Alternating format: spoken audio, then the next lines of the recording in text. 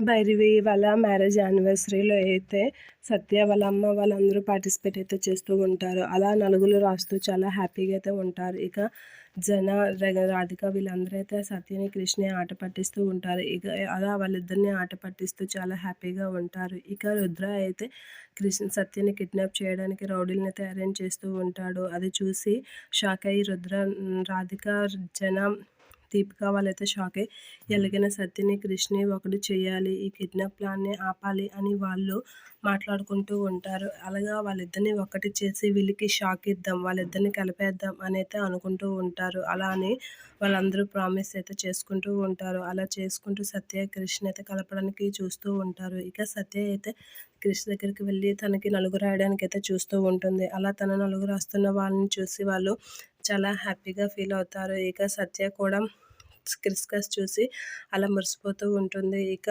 అది చూసి వీళ్ళిద్దరూ ఎంత ముచ్చటగా ఉన్నారు అనేది అనుకుంటూ ఉంటారు. ఇక క్రిష్, సత్య వాళ్ళైతే అలా చాలా హ్యాపీగా ఒకరికొకరు నలుగు రాసుకుంటూ ఉంటారు. అది చూసి వాళ్ళ ముగ్గురు చాలా హ్యాపీగా ఫీల్ అవుతూ ఉంటారు.